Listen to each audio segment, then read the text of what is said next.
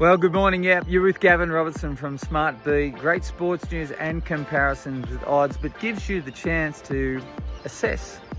And with regard to assessment, I mean, let's face it, can you imagine being in the Australian dressing room prior to going to New Zealand and they were expecting to do well, but a lot of people, like myself, were expecting New Zealand to do well. If you have a look at the two test numbers of all of the innings, when it's all said and done, I mean, have a look at New Zealand. 179, 196, 162, 372 in their last innings. But those first three scores, all in the mid 100s to high 100s, is just not good enough.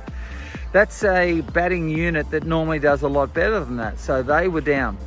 Australia, 383, that was magnificent. Then 164, then a 256 and a 281 score. So yes, the Aussies have won 2-0 in this test series, but it's been sectioned around batting.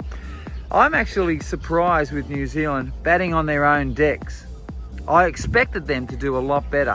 What does that say?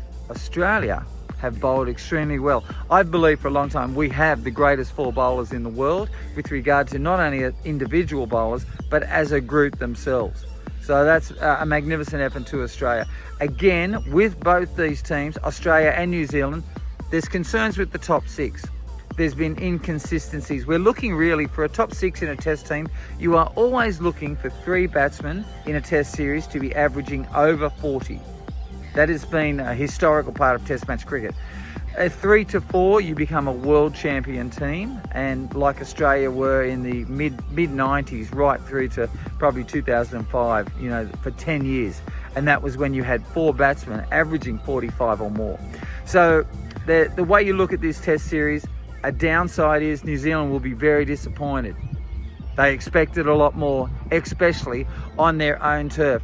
Australia, what we did was what is very much part of our culture. Fight back when we're down. Take my hat off to Cameron Green, who proved, yes, I can do it, under pressure when needed. Tell you who else did.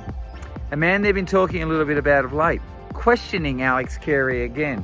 My question is now, after that innings of 98 not out to create victory, when we were 4 for 44 and gone, we looked like, Australia are going to lose. What did we do? Both Alex Carey and Mitch Marsh came out and did incredibly well. Have a look at these assessments. If you look at the New Zealand batting, Latham 73 off 168 balls, Ravindra 82 off 153 balls, Williamson 51 off 107, Mitchell 58 off 98. Now that's good batting, good test match batting. But the only way to win when you are under the pump, like Australia were, they were gone. What did we do? We saw Alex Carey and Mitch Marsh get on the front foot. We're talking Alex Carey 98 not out off 123 balls, Mitch Marsh 80 off 102 balls. That says that we're a batting team under pressure. We are gone if we get out, but we've got to back ourselves instead of crawling around like the old days, just trying to survive. When you get on the positive foot and be positive, look what happened. Take my hat off to Alex Carey, Mitch Marsh, a big tick. Australia, a big tick. Pat Cummins and his bowling group, another big tick.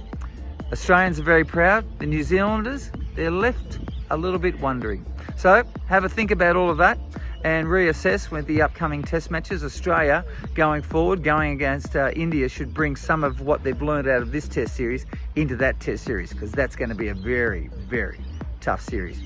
It's Gavin Robertson here today for Smart B. Make sure you get on board. Great sports news, great comparisons. We'll see you soon.